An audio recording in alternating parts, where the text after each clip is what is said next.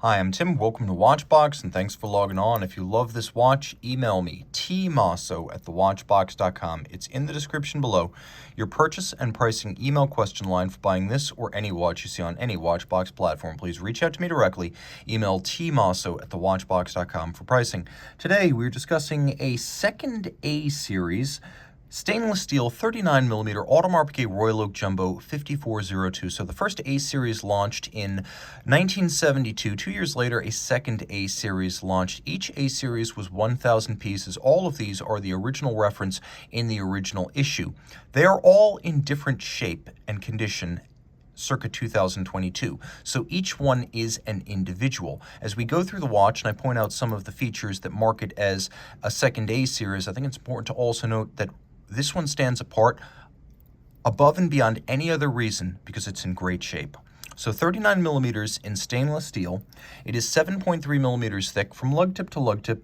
These early cases are a little bit more compact than what we would have seen in the past, so 48.1 millimeters. This is a 39 millimeter watch that really does wear like a 39. Every other Royal Oak, it seems, and offshore wears bigger than its rated size. This one does wear compact, and it's super flat. Without a display case back or a three-piece case, it's about a millimeter thinner than a modern jumbo.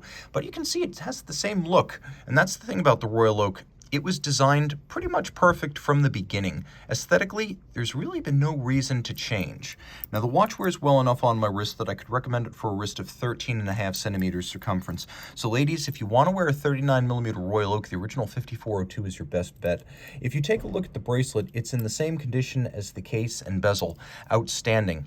Now you can see that the bracelet is fixed to the case using screws and bars. This has always been the way with the Royal Oak. A more expensive but also more secure way to fix a bracelet to a case than spring bars. You can see that we still have quite a bit of the original shoulder bevel on the links, and that we also have a wonderful amount of structural integrity. There's play but not excess play. Removable links are fixed by screws, and you can see that. The first generation A series would have said Audemars Piguet written out on the bracelet. This one says AP, marking it as second A series, but you can also see that internally, the bracelet that would have been originally assigned to Gay Frère on the earlier models, the original A series of 1000, here is signed Audemars Piguet. Now you can also appreciate that the clasp has a wonderfully tight remaining snap. The tolerances here are outstanding. Just get that little tag out of the way. But the way it feels and the way it sounds as it closes, not something you typically find on watches of this age. A 50-year-old clasp with stamped construction typically is pretty ropey. This one's very sharp.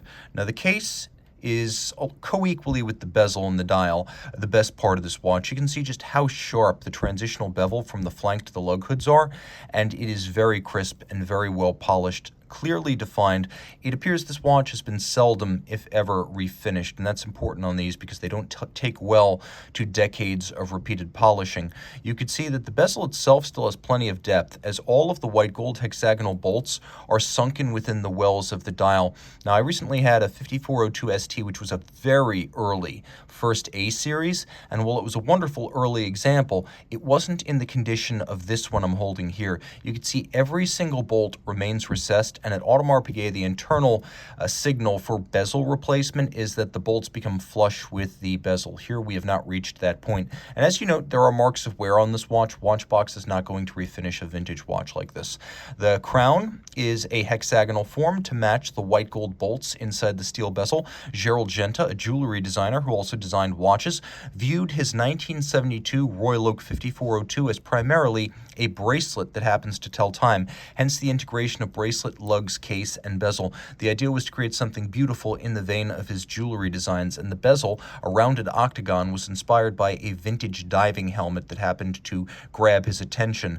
Now, on the diamond set example that I showed you a little bit earlier, you saw that the hands were solid. They didn't have luminescent inserts. Well, that's because the diamond index variant had special solid hands that were unloomed. Here we have original factory tritium, and you can see when I kill the lights, it'll briefly fluoresce and then fade almost immediately. And that's a sign that both hands and indices are original tritium. Now, they are made of white gold because even then, Audemars Piguet was building upscale watches, and gold hands, indices, and logo were the way to go. The dial is the Petite Tapisserie. It is the smallest hobnail, and you're going to have to take my word for this, but it's a very dark blue, not black. Now, this was cut on a pantograph lathe up until 2012 when AP took the pantograph cutting in-house. But it has always been cut on a pantograph lathe. It's just when this watch was made, the dial would have been crafted by Stern Frère, which is a dial maker related to those Sterns of Patek Philippe. Stern Frère still exists. It's a Richemont company, but today AP does all of this work in-house. This is a sign of the way we were back when AP would have reached out to the best names in the industry if it didn't, for example, have case making or dial making in-house.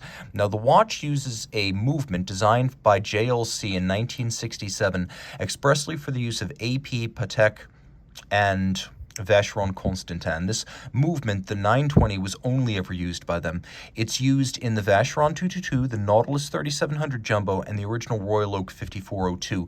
What makes this watch special is that it features the original case construction. So, first let me show you that this watch is in very, very good shape. You can verify right here, because the engraving is still deep and sharp, second A series from 1000 to 2000. You can also see how deep and distinct the Royal Oak name on the back is. But the monoblock case is what excites me here.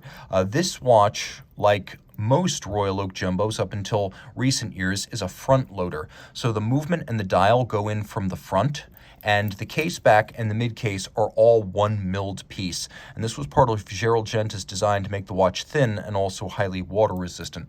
So this is a front loader monoblock case, and caliber 920 is inside, doing business as Audemars Piguet caliber 2121. The base movement is 2.4 millimeters thick, with the date complication is 3.05, still exceptionally thin. Unidirectional automatic winding it at a 40-hour power reserve pivoted on 36 joules, and it beat away at a vintagey rate of 19,800 vibrations per hour.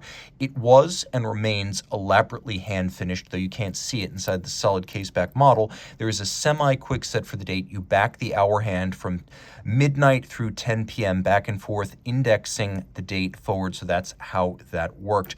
The watch would have been rated 50 meters water-resistant when it was new. Please do not test the theory. This is a vintage watch. There are other APs if you wish to go swimming with your watch. This one is a survivor for the collection. Reach out to Team Mosso at thewatchbox.com for purchase and pricing details.